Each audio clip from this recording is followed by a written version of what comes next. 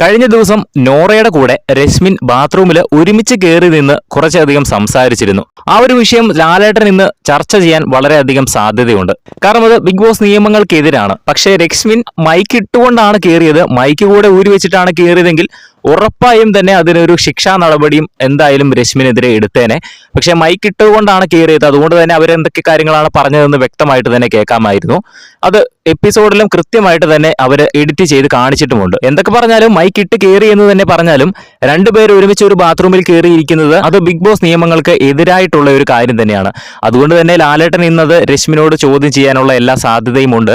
പക്ഷേ കഴിഞ്ഞ ആഴ്ചയിൽ ഇതേപോലെ തന്നെ ജാസ്മിനെ കുറേയധികം കാര്യങ്ങൾക്ക് ചോദ്യം ചെയ്യുമെന്ന് നമ്മൾ പ്രതീക്ഷിച്ചു. പക്ഷേ ലാലേട്ടൻ ഒരക്ഷരം പോലും ഇട്ടിയില്ല ജാസ്മിനെതിരെ. സത്യം പറഞ്ഞാൽ ലാലേട്ടനല്ല, ഇത് ബിഗ് ബോസിന്റെ ഒരു സ്ക്രിപ്റ്റ് എഴുതി കൊടുക്കുന്നതാണ് ലാലേട്ടൻ പറയുന്നത്.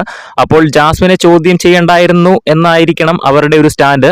ഈ ഒരാഴ്ച രശ്മിനെയും അങ്ങനെ വെറുതെ വിടാനാണോ എന്നറിയത്തില്ല. നമുക്ക് കണ്ടു തന്നെ അറിയാം രശ്മിനി ആ ഒരു കാര്യം ചോദ്യം ചെയ്യുമോ ഇല്ലയോ എന്ന് നമുക്ക് കാണാം. വലിയ പ്രതീക്ഷയൊന്നുമില്ല, എങ്കിലും നമുക്ക് കണ്ടു തന്നെ അറിയാം ലാലേട്ടൻ ചോദിക്കുമോ ഇല്ലയോ എന്ന്.